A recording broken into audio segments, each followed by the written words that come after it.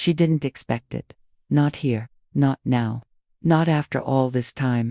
The old house stood quiet, nearly forgotten, its wooden floorboards creaking under her cautious steps. The hallway dim with late afternoon light filtering through gauzy curtains. Dust motes danced in the sunlight like tiny ghosts suspended in air. But then, it happened. As she stepped into the kitchen, a smell hit her, a thick, warm, yeasty scent. Freshly baked bread. Nothing extraordinary on its own. But, for her, it was everything. Before she could think, before a single word formed in her mind, her eyes brimmed with tears, her breath caught in her throat. She staggered slightly, as if struck by an invisible wave. She didn't know why, but something deep inside her did. Her brain, somewhere buried beyond consciousness, had traveled decades in a fraction of a second. She wasn't in the present anymore. She was 7 years old, tugging at her grandmother's apron, watching the dough rise by the wood-fired oven, in that same kitchen long ago. Her grandmother had passed away over 20 years ago. The memory hadn't surfaced in ages. She didn't even remember forgetting it. And yet, one whiff of bread had unlocked it, perfectly intact, like a time capsule, sealed in scent.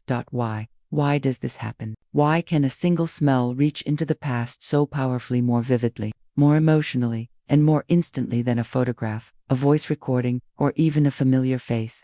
Why does a whiff of cologne on a stranger jolt us with memories of an old lover? Why do some veterans crumble at the faintest scent of diesel or gunpowder? Why can the musty scent of an old church, or the sterile burn of hospital disinfectant, suddenly unearth forgotten grief or sacred awe? The sense of smell often gets overlooked in our sensory hierarchy. We rely heavily on sight and sound to navigate the world. We idolize images, drown in visual media, and respond instantly to voices and tones. But smell's silent, invisible, and ancient, lurks in the background. And yet, paradoxically, it's the one that holds the key to our most emotionally charged memories. This isn't poetic exaggeration. It's a mystery rooted in brain science, one that modern neuroscience is only beginning to unravel. The phenomenon is called olfactory-triggered memory, and it's one of the most fascinating and least understood aspects of human experience. While we often think of memory as a mental scrapbook or a cognitive filing cabinet, the truth is far more visceral, more embodied. Memory isn't just what we remember, it's how we feel when we remember it, and no sense evokes feeling more powerfully than smell. Consider the story of a man who lost his sense of smell not due to injury, but a rare neurological condition. At first, he shrugged it off. Food lost its flavor, sure, but life seemed manageable. Then something deeper began to shift. He found himself oddly detached from daily life, less reactive, less emotional. The world felt flatter. His memories dulled not in detail, but in emotional resonance. He couldn't explain why he felt distant from himself, like watching his own life through frosted glass.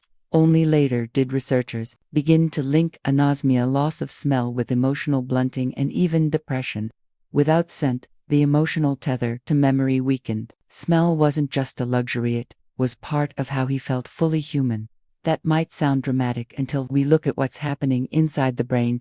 Unlike sight or sound, which are routed through the thalamus, the brain's sensory relay station, smell takes a different path, an ancient shortcut. When odor molecules enter your nose, they activate olfactory receptors, which send signals directly to the olfactory bulb, sitting just above the nasal cavity. But here's the key. The olfactory bulb is wired directly to the amygdala, the brain's emotional processing center, and the hippocampus, critical for memory formation. There's no middleman, no thalamic gatekeeping. That direct neural highway explains why smells bypass conscious thought and punch us straight in the heart. A smell can make us cry before we know what memory has even arrived. It's emotion first, cognition second. This wiring is not a bug, it's an evolutionary feature. Long before humans developed language or logic, survival depended on scent. The smell of fire, of rotting meat, of another animal's scent, these carried vital information. Smell was the brain's original data feed. But more than that, scent became entangled with memory and emotion because it helped us remember not just facts but feelings. We needed to recall not only what happened, but how it felt, what was safe, what was dangerous, what was loved.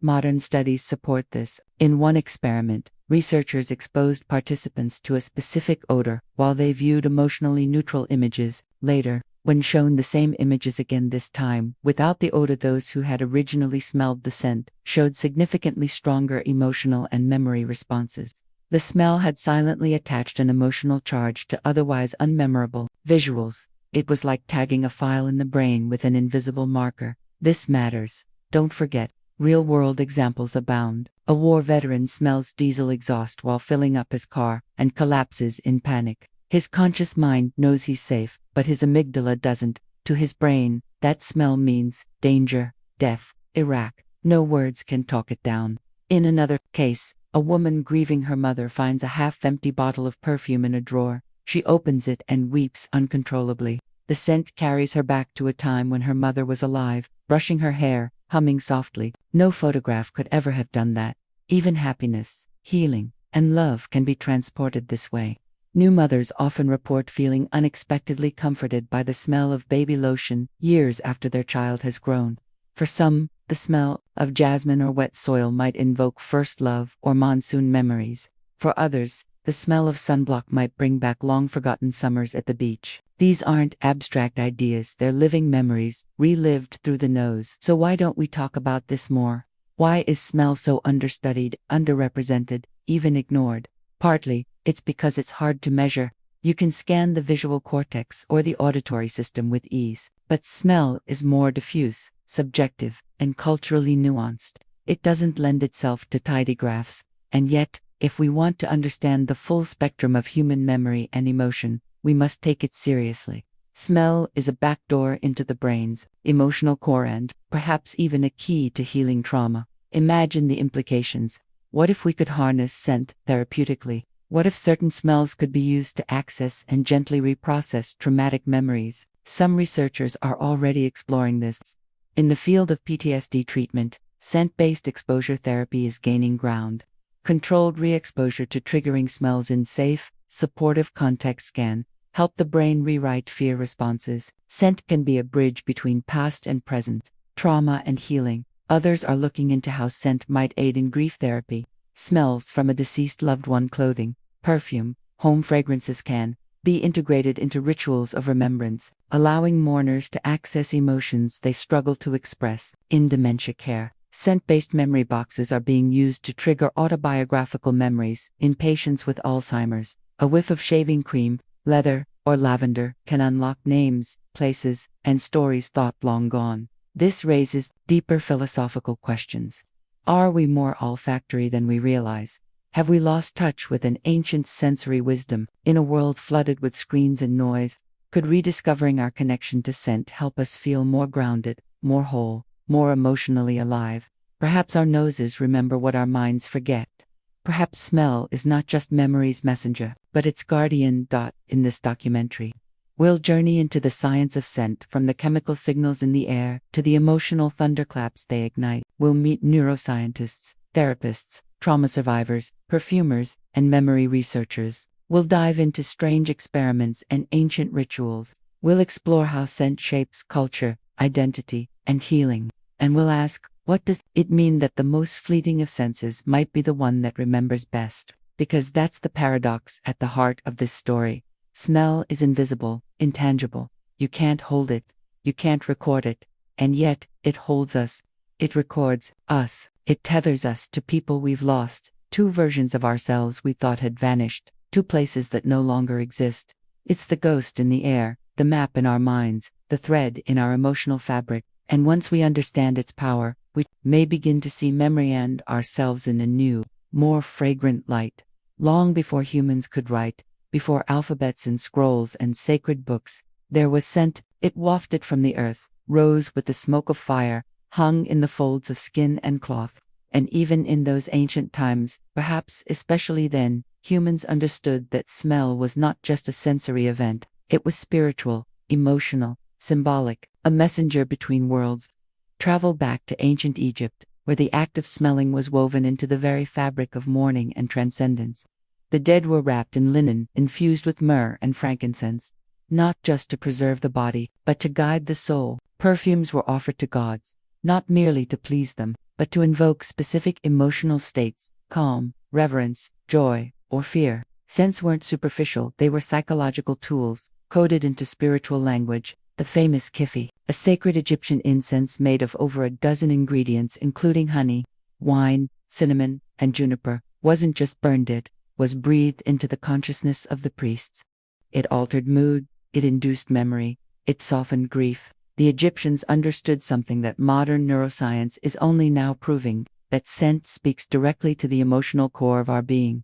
Ancient Indian Ayurveda described smell as one of the first senses awakened in infants and the last to leave the dying. The Vedic sages used fragrant herbs like sandalwood, tulsi, and camphor in rituals not simply to purify air but to awaken inner states. In traditional Chinese medicine, scent was used diagnostically. The aroma of breath, sweat, and skin was said to indicate internal imbalance. Indigenous tribes in Africa, the Americas, and Oceania used scent to mark thresholds: birth, puberty, battle, marriage, and death. The warrior smeared his body with the oils of sacred plants, not for camouflage but to summon courage. The grieving mother inhaled burning sage, not to cover odor but to call back clarity, or to say goodbye. Scent was time travel, ancestor communion, and medicine all in one invisible thread. From a biological standpoint, it all made perfect sense.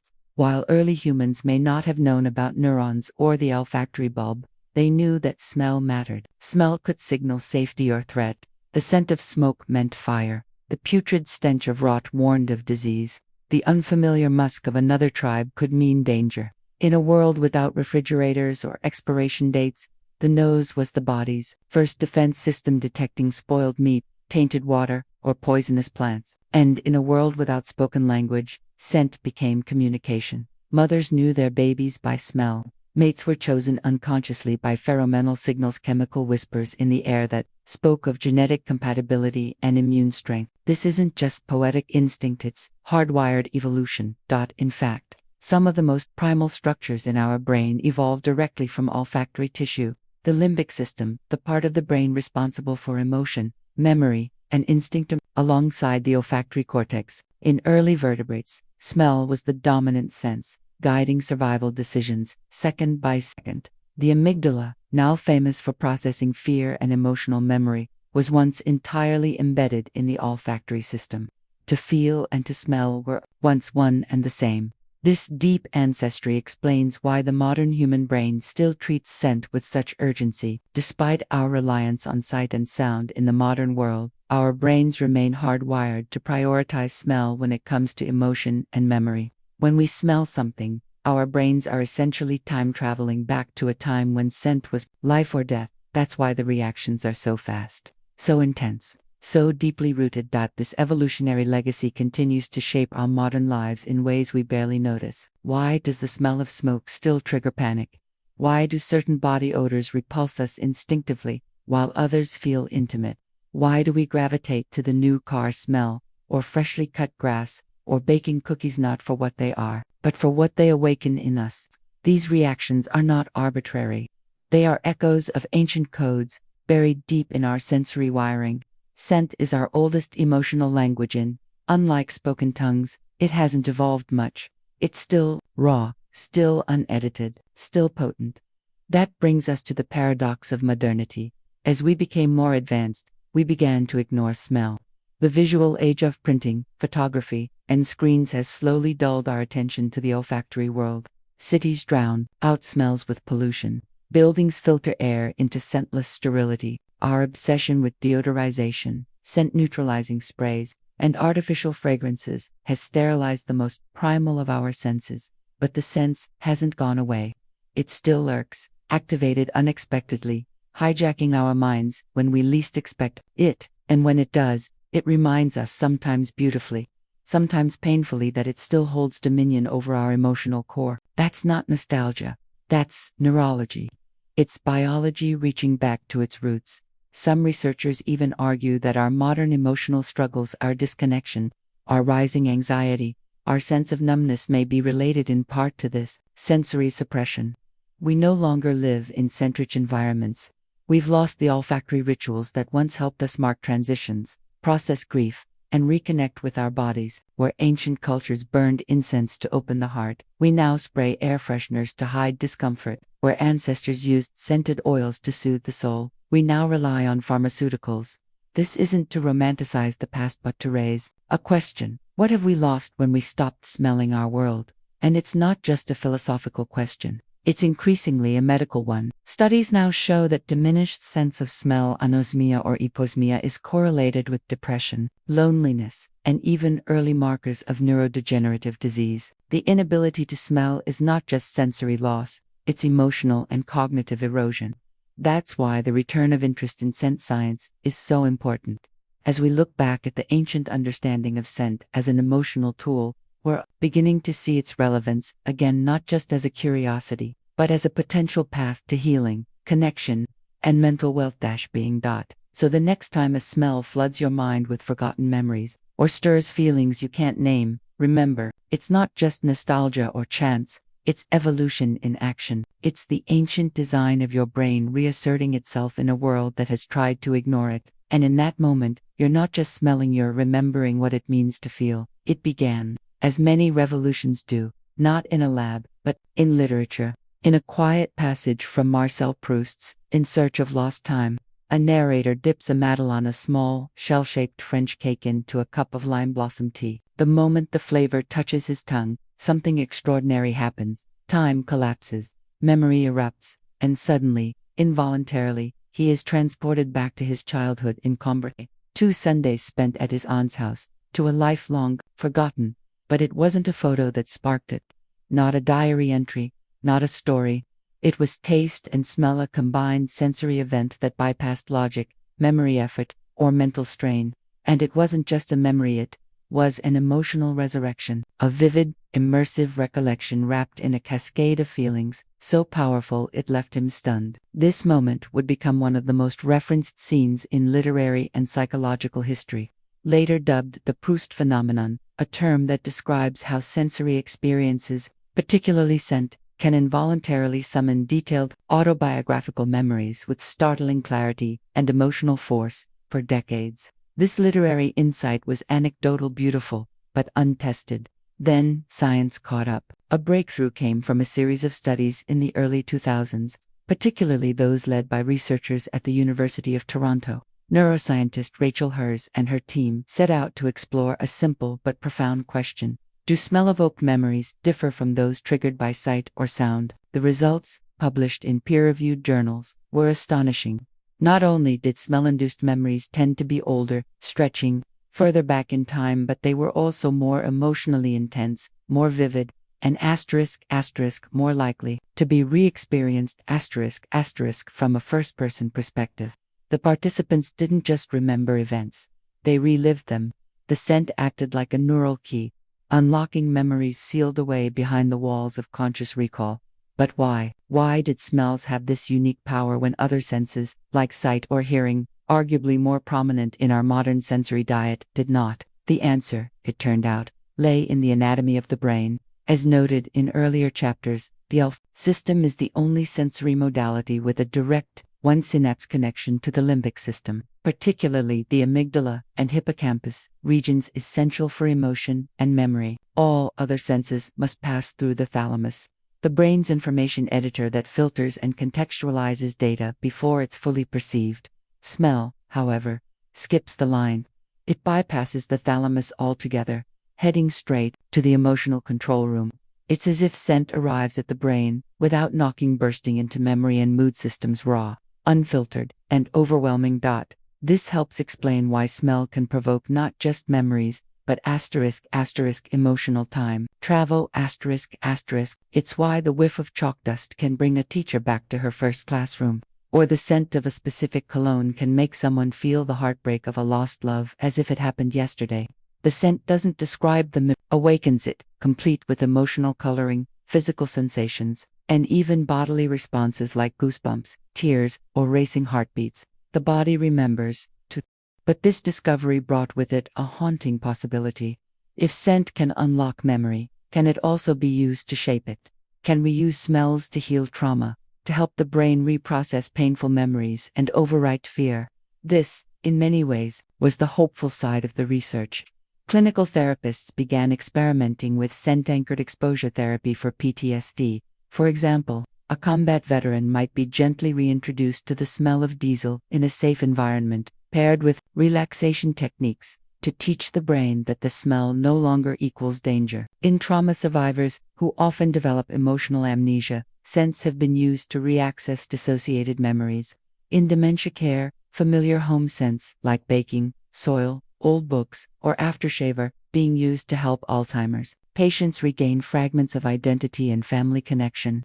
In one case, an elderly woman who hadn't spoken in weeks began reciting a childhood poem after being given a sachet of dried jasmine flowers, her mother's favorite scent. But here is where the story takes a darker turn, because if scent can access emotional truth, it can also distort it. If smells are used in therapy or memory recovery, how can we distinguish real memories from false ones? What happens when a therapist introduces a familiar scent, lavender or baby powder, while guiding a patient through trauma recall, and the brain, eager to resolve ambiguity, creates a memory that never existed? There have been cases, controversial and troubling, where patients undergoing scent-assisted therapy began remembering incidents of childhood abuse, later found to be uncorroborated, possibly fabricated by the brain in an effort to make sense of emotional distress combined with sensory cues. The brain, it turns out, wants a narrative, and scent can act like a dangerous script prompt. One particularly famous case involved a therapist using lavender oil as part of a relaxation ritual for a woman seeking treatment for anxiety.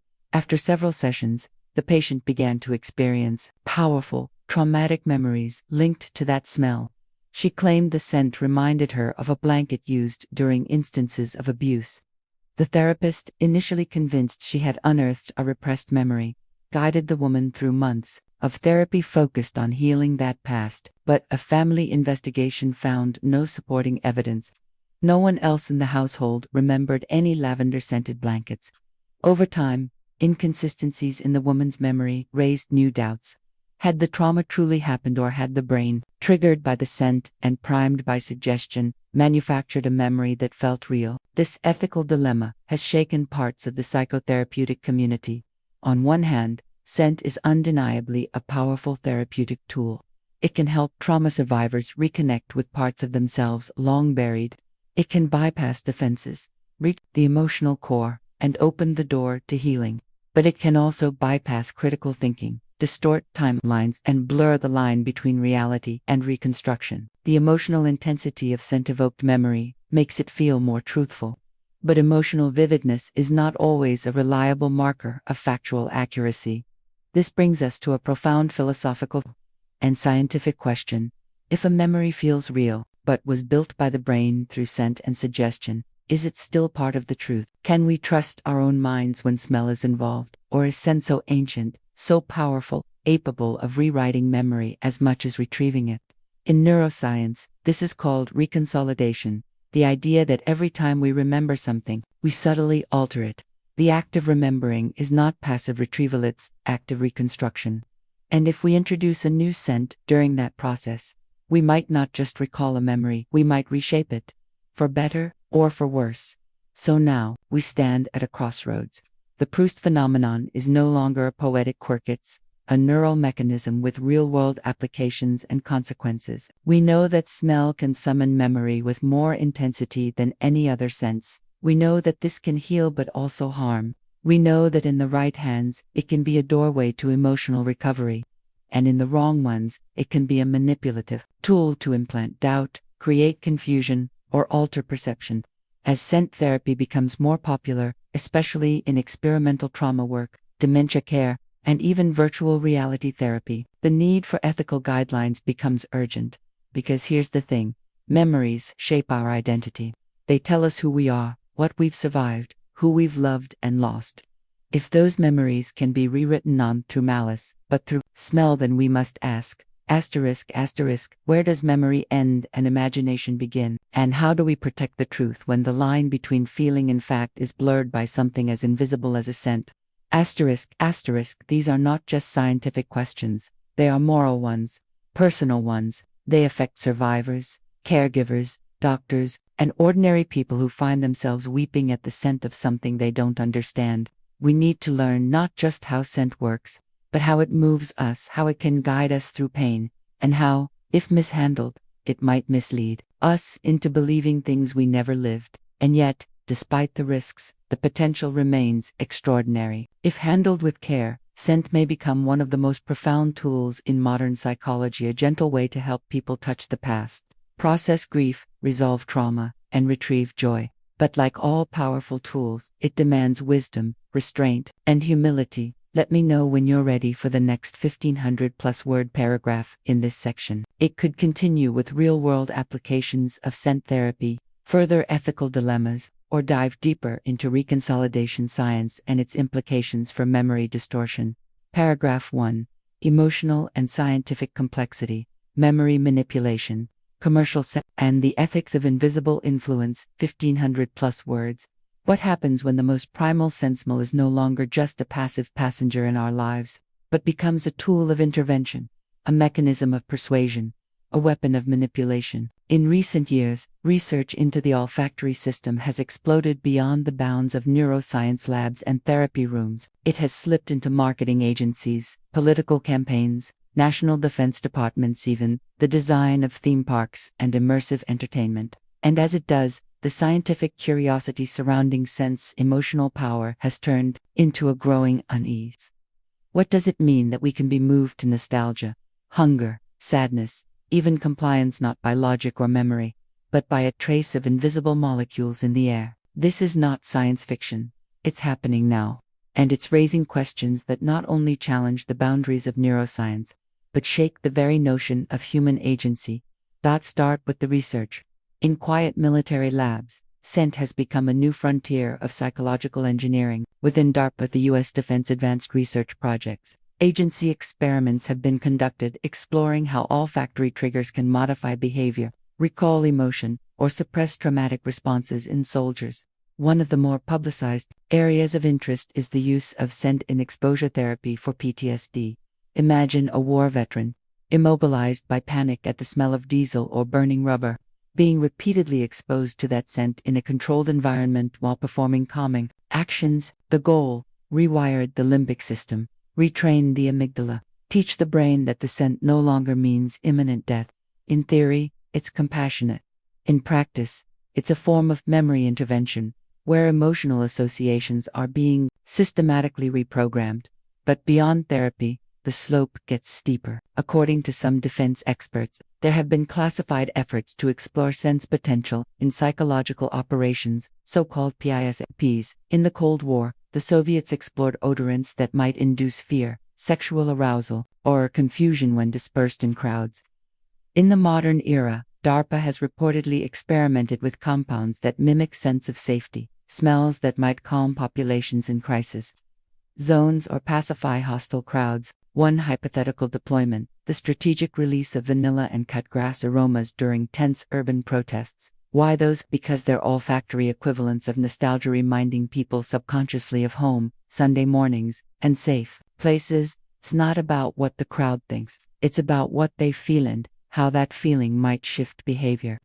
This isn't just mood regulation, it's emotional engineering through the nose. Meanwhile, the commercial world has embraced the same science, but with profit, not policy, in mind. You've likely walked into a high-end clothing store and smelled something expensive, elegant, vaguely citrusy. That's not accidental. Retail chains now employ scent marketing firms that design custom olfactory signatures, a sort of brand perfume meant to trigger trust, pleasure, and spending behavior.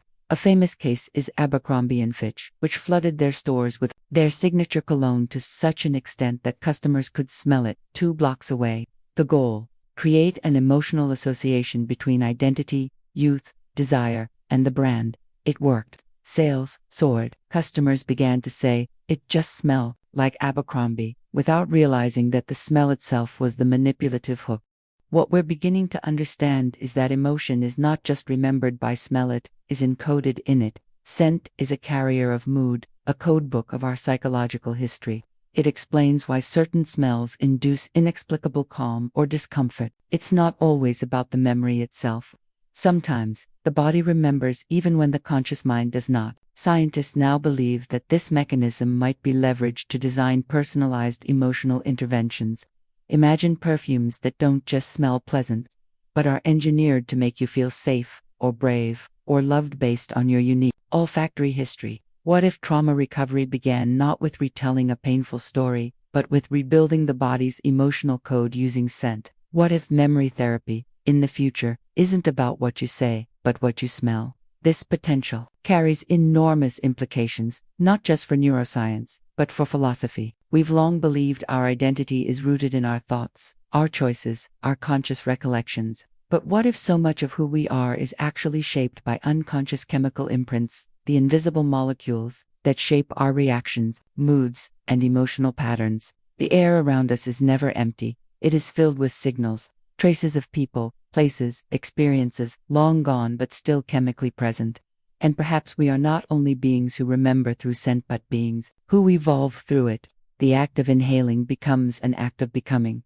Scent, then, isn't just nostalgia, it's transformation. And perhaps, at the deepest level, healing isn't about forgetting the past, but rewriting it. So the big twist is this: scent is not passive, it is active. It can hurt, yes, but it can also heal. It can imprison but also set free. It can remind us of who we once were, but also rewire the very emotions that define who we are today. In the quiet architecture of the brain, where chemistry meets memory, smell isn't just the messenger, it's the sculptor of self-thought. In the shimmering frontier of neuroscience, a quiet revolution is underway, one that isn't about seeing more clearly or hearing more acutely, but about smelling more meaningfully. Researchers are now constructing what they call scent maps of emotional experience, detailed cartographies of how different odors are encoded in the brain not merely as sensory data, but as emotional coordinates. These maps are not based on the simple chemical makeup of a scent, but on the unique emotional fingerprint it leaves on each brain. A scent that brings calm to one person may trigger anxiety in another. The difference lies not in the molecules, but in the memories. Neuroscientists now believe we can use these scent maps to design targeted emotional therapies to treat grief, reduce anxiety, or reawaken lost memories in Alzheimer's patients. We are entering an era where smell is not just a sense but a diagnostic tool, a neurological key, and perhaps even a medicine of the future. At MIT's Olfactory Cognition Lab, researchers are building algorithms that track how different smells light up specific emotional circuits in the brain. These aren't just academic studies, they are prototypes for technologies that may soon enter hospitals, classrooms, and even smartphones. Imagine an app that monitors your stress levels and releases microbursts of a personalized calming scent, or an early warning system for cognitive decline that uses scent recognition tests to detect Alzheimer's years before symptoms appear. Because the olfactory system is often the first to falter, even tech companies are joining in. Emotional AI firms are experimenting with olfactory inputs to make machines more intuitively human. Could your car one day adjust its cabin scent to soothe you during traffic jams? Could your virtual therapist deploy comforting aromas mid-session to anchor you during a panic attack? It sounds like science fiction, but the prototypes already exist. Japan's leading emotional robotics company has built companion robots that emit customizable memory scents for elderly users, whiffs of tatami mats, childhood sweets, or sea breeze designed to elicit moments of emotional clarity and comfort. And in Scandinavian schools, pilot programs are experimenting with classroom scents: peppermint during exams for alertness, lavender during reading sessions for calm, citrus during group discussions to stimulate energy and collaboration. Early results suggest that students exposed to targeted scents show not only improved mood, but better memory retention. The air we breathe, it seems, is becoming a tool for learning, not just survival. This isn't just neuroscience, it's design thinking. Urban planners and architects are beginning to integrate scent-based strategies into public spaces. In hospitals, specific aromas are piped into pediatric wards to reduce stress and increase trust. In airports, ambient scents are tailored to evoke security and familiarity. Even therapy rooms are being designed not just for what the patient sees or hears, but for what they smell. One clinic uses sandalwood and bergamot to build subconscious emotional safety, based on scent studies showing their impact on the amygdala. These subtle tweaks may be invisible, but their impact is profound, because scent doesn't ask permission. It bypasses the rational mind and speaks directly to the emotional body. In a world overwhelmed by screens and noise, perhaps smell is the most powerful silent communicator we have left. And what about the personal? What does this mean for you sitting here, watching, listening, wondering if this story is just science, or something more.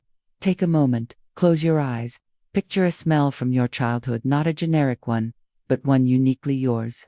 Maybe it's the warm, yeasty scent of bread baking in your grandmother's kitchen, or the acrid sting of chlorine at your local swimming pool, the musky mix of crayons and paper in a school bag, the damp earth after monsoon rains. Now, let that scent come closer, not the image of it, the feel of it, because what returns isn't just a sin, it's a version of you. Maybe a 5-year-old barefoot and curious, or a teenager, heartbroken and alive, or a moment you didn't even know you remembered, a forgotten birthday, a summer dusk, a laugh. The scent has brought not just a memory, but a self. And this is the final insight. Scent does not simply remind you of the past, it reintroduces you to yourself. In grief, scent can offer closure where words fail. In healing, it can rewrite fear into safety. In love, it can make the invisible visible. This invisible force, so often overlooked, is perhaps the most intimate companion of our inner lives. You may forget what someone looked like, or even the sound of their voice, but their scent remains haunting and holy, etched into your nervous system like a secret you didn't know you'd kept. And now, science is finally catching up to what we've always known, that smell is not a footnote in human experience, it's a central chapter. A chapter written in chemicals, stored in synapses, and read in moments of vulnerability, joy, and change.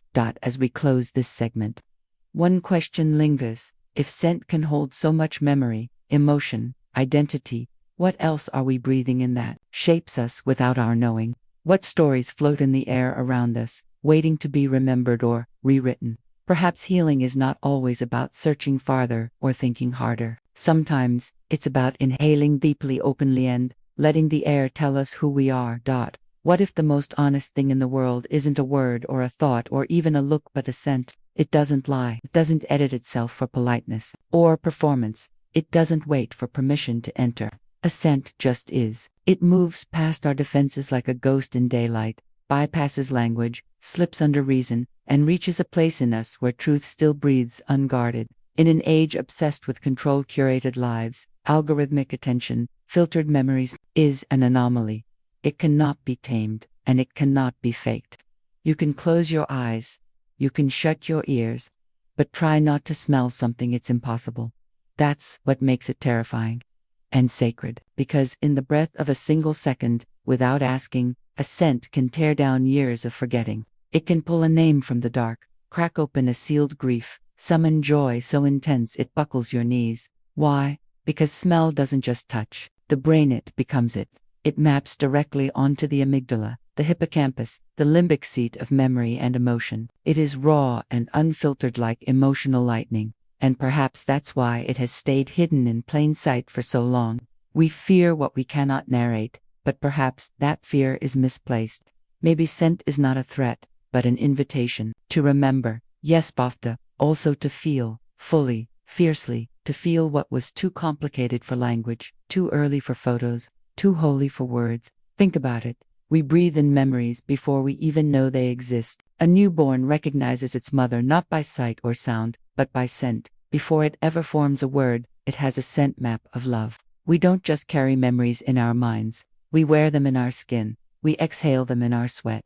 We scatter them into the clothes we leave behind, the rooms we once lived in, the hugs that outlived us. It's not metaphor, it's neurobiology. The molecules of memory are real. They bind, dissolve, resurface. The story of who we are might not just live inside our minds.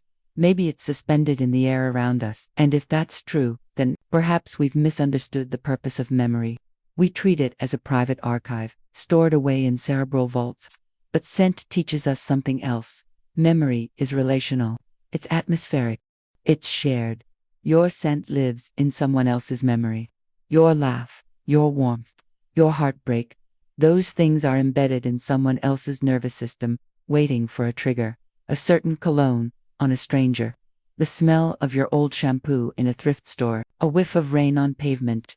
You are not just a person, you are a constellation of memories scattered across other people's lives. Some of them you'll never know, and some of them will return, years later, uninvited but undeniable, summoned by something as fragile as air. So what do we do with this? How do we live with the knowledge that the most powerful pieces of ourselves might be out there diffused into the world, beyond our reach, beyond our control? We can start by listening, not just with our ears, but with our breath, with our presence. We can stop trying to trap memory in photographs and timelines, and instead inhale it, accept its messiness, its beauty, its irreversibility. We can honor scent as the emotional language it truly is, ancient, untamed, and alive, and we can begin to trust the stories it tells not as fact, but as truth. There is a difference. A photograph can show you what happened, but a scent can show you what it meant. This story, this documentary, this journey, it isn't really about olfaction. It's about loss and return. It's about the invisible ways we are shaped and remembered, about the trails we leave behind, not in history books or family trees, but in the warm sweater someone still keeps, or the pillow that still smells like love. It's about the breath you take before you cry, the inhale before the kiss, the smell of your childhood home when you thought you'd forgotten it, but it never forgot you. It's about the parts of you that exist outside of you. And now, as we close, a final question lingers, one that cannot be answered by science, only felt in the soul. If a single scent can hold a whole life inside it, then how much of us still lives in someone else's memory, waiting to be awakened? How many moments, how many versions of us, lie dormant in the air, hiding in the folds of a scarf, the back of a drawer, the winds of a city we left behind? Maybe the people we've loved and lost aren't truly gone. Maybe they're just waiting to be smelled again. So breathe deeply. Somewhere in that breath, someone you love is coming back to you.